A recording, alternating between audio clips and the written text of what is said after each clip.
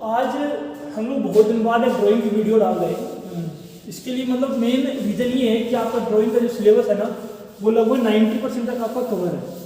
दो एक टॉपिक बच रहा है उसमें से एक टॉपिक हम और आज भी खत्म कर रहे हैं। तो इसके बाद क्या है कि ड्राइंग लगभग आपका खत्म हो जाएगा। ड्राइंग का जो सिलेबस है लगभग आपका कवर अप हो जाएगा। इसमें ज़्यादा कुछ है ही नहीं बचा हुआ, तो इसलिए इसकी वीडियो थोड़ी आपकी कम आती है। ट्रिपल EM और कॉस्टिंग का वगैरह जो है तो वो ज़्यादा आपके पास में आता होगा क्योंकि इसके भी सिलेबस बच रहा है ज़्यादा, ठीक है ना। तो इसलिए इसके रिगार्डिंग आपके पास में क्या है कि ड्राइंग की वीडियो आपके पास में कम आती है। जिसने पहले नहीं देखा है मैं उसके लिए आज हो सकता है सारे जो भी पीछे का रिमेनिंग नोट्स है ड्राइंग का आज या कल मैं डाल दूंगा, सारे नोट्स जो बचा हुआ है जिसने नहीं देखा है। फिर प्रीवियस जो जिसका मतलब जो लेट ज्वाइन किया है उसके लिए मैं सारे जो भी नोट्स हैं ड्राइंग को मैं डाल दूंगा आपको। और वीडियो आपके सभी के सभी जो आपकी यूट्यूब साइट है उस पर आपको मिल जाएगा, ठीक है ना।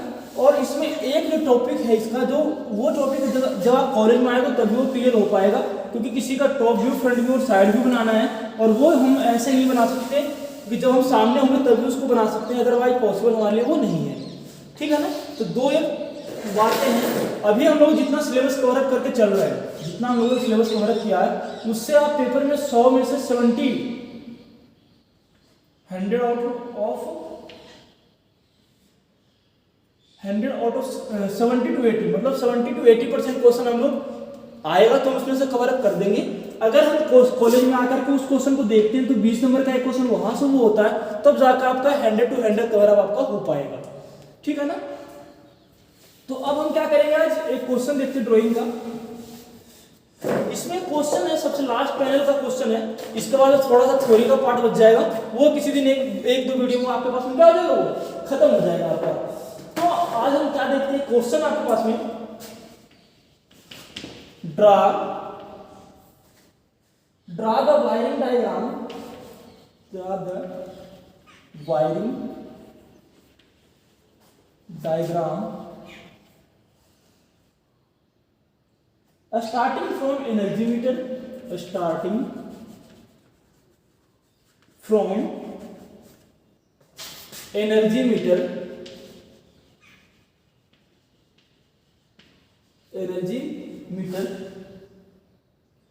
to main switch,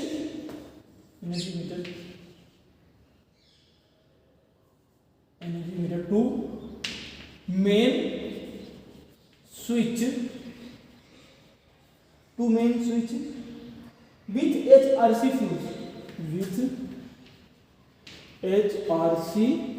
fuse,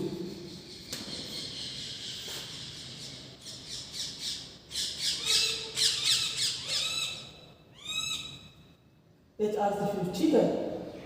use for controlling the different supply, used for controlling the different supply, ठीक है ना। अब आगे क्या दे रखा है इसने, 3 double pole switch are controlling, 3 double pole switch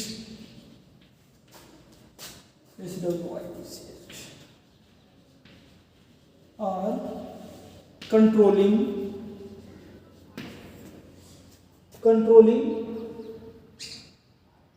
the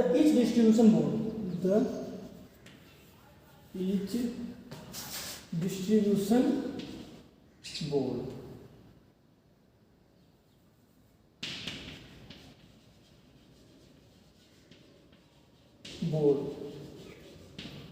ठीक है।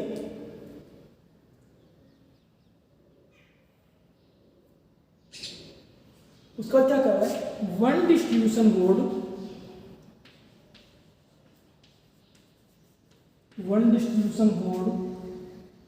with one double pole MCB, with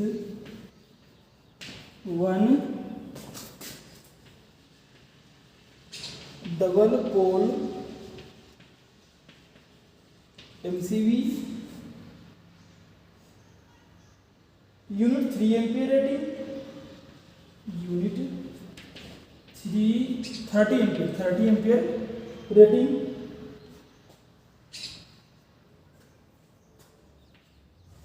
30 ampere rating, 6 single pole MCB, pole MCB and 1 ELCB. ठीक है, ये क्वेश्चन है। क्वेश्चन में क्या कहा गया है, draw wiring diagram for starting from the energy meter. मतलब हमें क्या करना है, एनर्जी मीटर से कोई वायरिंग डायग्राम बनाना है two main switch with HRC fuse. ठीक है, एचआरसी फ्यूज लगा कर हमें क्या करना है, एक सर्किट बनाना है। अब इसमें देखो एनर्जी मीटर नहीं दिया, इसने ये नहीं लिखा है कि हमें सिंगल फेज लगाना है या फिर 3 फेज लगाना है। तो हम इसमें 3 फेज भी लगा कर बना सकते हैं और सिंगल फेज लगा कर क्या कर सकते हैं, इसको हम बना सकते हैं। ठीक है ना। अब आगे क्या कर रहा है कि 3 डबल पोल स्विच, मतलब 3 क्या कर रहा है, हमें डबल पोल स्विच चाहिए, 3 डीपी चाहिए जो क्या करेगा, लाइट को बंद या चालू करेगा। तो इसका मतलब इसने लिखा तो नहीं है, लेकिन ये एक रूप से कहना क्या चाह रहा है कि अगर हमें 3 फेज सबको इंडिपेंडेंटली लगाना है, अलग अलग लगाना है, तो उसके लिए हमें 3 फेज सप्लाई चाहिए। हम सिंगल फेज से भी चला सकते हैं, लेकिन अगर हम 3 फेज लगाएंगे तो भी हमारे पास क्या रहेगा, सही रहेगा। ठीक है, यहां तक तो समझ में आ गया कि 3 हमें क्या करना है, इसमें डबल पोल से भी हमें लगाना है। अब क्या कर रहा है, डिस्ट्रीब्यूशन बोर्ड 1 जो क्या करता है, 1 डिस्ट्रीब्यूशन बोर्ड विथ क्या कर रहा है, जो एक डिस्ट्रीब्यूशन बोर्ड है उसमें क्या होना चाहिए, एक डबल पोल का एमसीबी होना चाहिए, जिसकी रेटिंग कितनी होनी चाहिए, 30 एम्पियर, 6 सिंगल पोल एमसीबी होना चाहिए और 1 ईएलसीबी होना चाहिए। तो ये इसके क्या है, रिक्वायरमेंट्स है। तो हम इसकी रिक्वायरमेंट को पूरी करके देखते हैं क्या क्या करना है।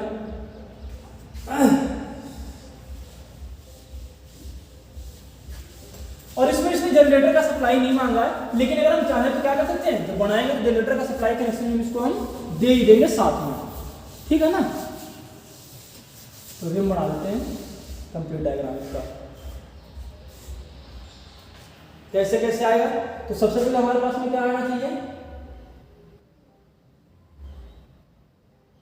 एक एनर्जी मीटर आना चाहिए हमारे पास में 3 फेज का। सबसे पहले तो यही आएगा ना, एनर्जी मीटर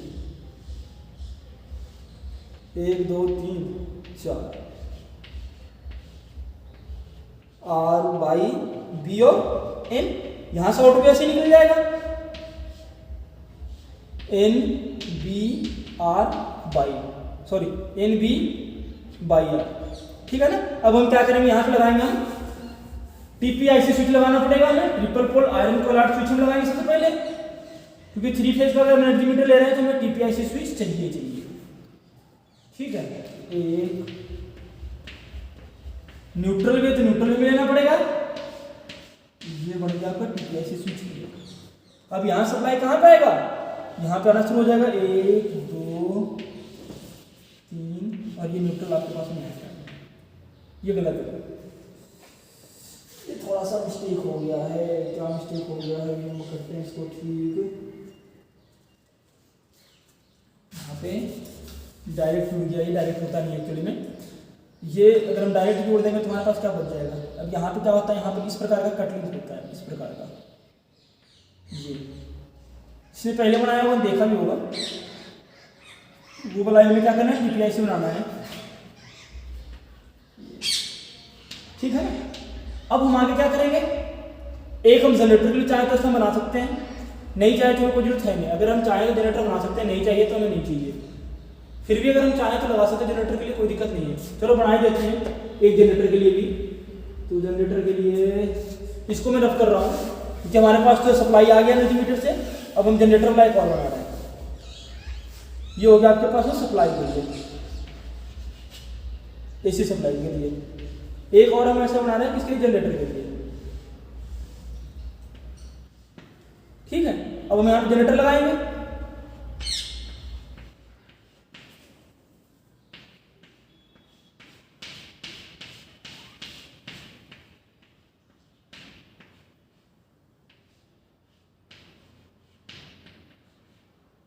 अब यहाँ से आपके पास क्या हो गया, जनरेटर की सप्लाई आपके पास में यहाँ से इसमें आ जाएगी। यहाँ पे हम क्या लिख देंगे, जनरेटर। ठीक है। अब हम क्या बनाएंगे, एक बनाएंगे हम अपना वो change over switch. Change over switch हम बनाएंगे, ये बना दिए चेंज ओवर स्विच। इसको थोड़ा सा छोटा कर लेते हैं। अब बना दिया मैंने चेंज ओवर स्विच। ठीक है ना। अब चेंज ओवर स्विच में आपके पास क्या होगा, ये इस प्रकार से इसका अरेंजमेंट रहता है।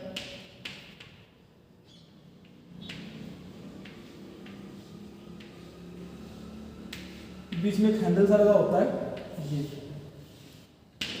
ठीक है।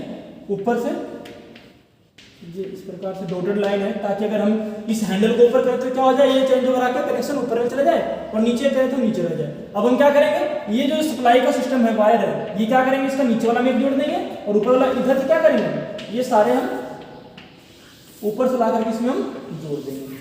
अब ये बीच वाला बच गया, बीच वाला हमें क्या करना है, जहाँ पे भी सप्लाई देना है वहां पे हम क्या करेंगे, बीच वाला से ले लेंगे। अब हमें क्या करना था, 3 अलग अलग डिस्ट्रीब्यूशन बोर्ड लगाने थे छोटे छोटे, तो एक हमने यहाँ से ले लिया, एक सपोज कर लो ये कौन सा है, न्यूट्रल कौन सा इसका है, R, Y, B और N, ठीक है। इसका भी N यही है, N ये इसका N, ठीक है ना। तो यहाँ से हमारे पास एक तो न्यूट्रल है, ये हमारे पास न्यूट्रल है, तो ये न्यूट्रल यहाँ से निकल जाएगा, और फेज हम यहाँ से किसी का भी ले सकते हैं। अब यहाँ पे क्या कर देंगे, एक हम डबल पोल का DP लगा देंगे, ये इस प्रकार से।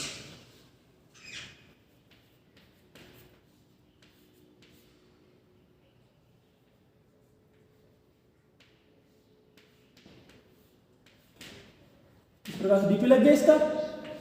अब आगे हमें जो भी सप्लाई देना है, आगे हमें क्या करना था, एक बोर्ड बना करके उसमें सभी क्या करना था, एक 60 एम्पीयर का MCB लगाना था डबल पोल का, ये 60 एम्पीयर का डबल पोल MCB लग गया, इसमें फेज जाएगा, इसमें न्यूट्रल जाएगा, और बाकी जितने भी हमें MCB लगाने हैं वो क्या करेंगे, इसमें लगा देंगे। तो इस प्रकार से हम क्या करेंगे, अरेंजमेंट कर देंगे। एक का हो गया, दूसरा भी लगाना होता है तो क्या करते हैं, एक फेज यहाँ से ले लेते दूसरा के लिए, और न्यूट्रल कहाँ से आता है, यहीं से इसमें आ जाता है। तीसरा के लिए क्या करते हैं, एक फेज यहाँ से लेते और न्यूट्रल आकर फिर से यहीं से आकर वापस आ जाता है। तो इस प्रकार से हम क्या करेंगे, एक कंप्लीट डायग्राम बना लेंगे, और ये आपके लिए कहीं भी हम इसमें क्या कर सकते हैं, यूज कर सकते हैं किसी भी 3 फेज सप्लाई के लिए। अगर हम सिंगल फेज करते तो सिंगल फेज बना सकते थे। तो यहाँ पे क्या होता है कि जो सप्लाई टर्मिनल है ना, ये 2 ही होता, इस प्रकार का होता है अगर हम सिंगल फेज बनाते तो। ये हो गया ना। अब यहाँ से सीधा हम क्या बनाते हैं, चेंज ओवर फिर बनाते 2 का,